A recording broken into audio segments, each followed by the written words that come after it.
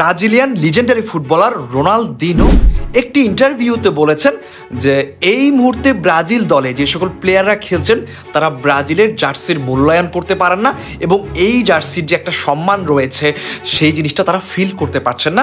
একটি ইন্টারভিউতে তিনি এই কথাগুলো বলেছিলেন এবং এই কথা বলার পর ব্রাজিলিয়ান টিমের বর্তমান কিছু ফুটবলাররা এমনভাবে রিয়েক্ট করতেছিলেন যে রোনালদিনো ব্রাজিল টিমের কেউই ছিলেন না বা তার কোনো অবদান ছিল না এই দলটার প্রতি, এই টিমটার প্রতি, এইভাবে কথা বলেছেন। বিশেষ করে রাফিনার যদি আপনার ইন্টারভিউটা দেখেন তাহলে আপনি আসলে বুঝতে পারবেন যে রাফিনা কী বলেছিল।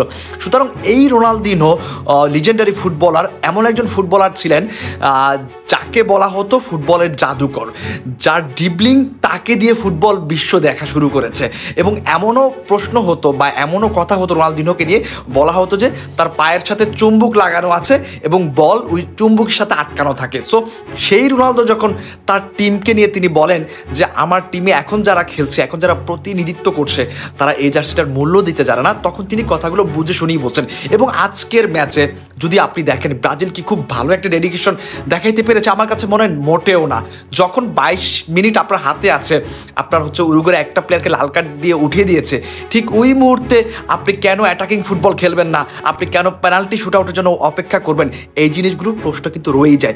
এবং ম্যাচ শেষে আমি একটা প্লেয়ারকেও দেখলাম না যে ইমোশনালি ড্যামেজ হয়েছে বা তারা ইমোশনাল হয়ে পড়ছে। মানে আমি কোনো এরকম কিছুই পাই না। ভাই, আপনি কোপা আমেরিকা থেকে একটা টুর্নামেন্ট থেকে আপনি বিদায় নিলেন, আপনি আউট হয়ে গেলেন, বাট আপনি ইমোশনাল হন নাই। এটা আসলে কতটুকু যৌক্তিক আমি জানি না।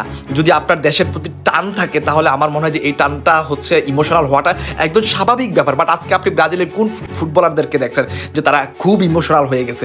একমাত্র আমি ভিনিসিয়াস জুনিয়রকে হয়তো বা দেখছি, বাট মাঠে যারা খেলছেন তাদের ভিতরে আমি ওরকম কোনো ভাবসাব দেখি নাই। এরপর আপনার গোমেজ যে ছেলেটা, সেই ছেলেটা আপনার ম্যাচ শেষে দেখলাম যে খুব হাসি খুশি আছেন, বাট কেন আছেন সেটা তিনিই ভালো জানেন। সো সব কিছু মিলিয়ে একটা কথা বলতে চাই, ব্রাজিল ফুটবল টিমে এই মুহূর্তে যেটা সবচাইতে বড় দরকার সেটা ডেডিকেশন এবং টিম কম্বিনেশন এবং টিম কমিউনিকেশনটা খুব বেশি প্রয়োজন। এবং এই সবগুলো যদি ঠিক করতে পারেন ব্রাজিলের কোচ দরিভাল জুনিয়র, আমার কাছে মনে হয় যে তারা 2026 ওয়ার্ল্ড কাপে ভালো একটা টিম নিয়ে যেতে পারবে। সবাই ভালো থাকবেন, সুস্থ থাকবেন। আল্লাহ হাফেজ, আসসালামু আলাইকুম।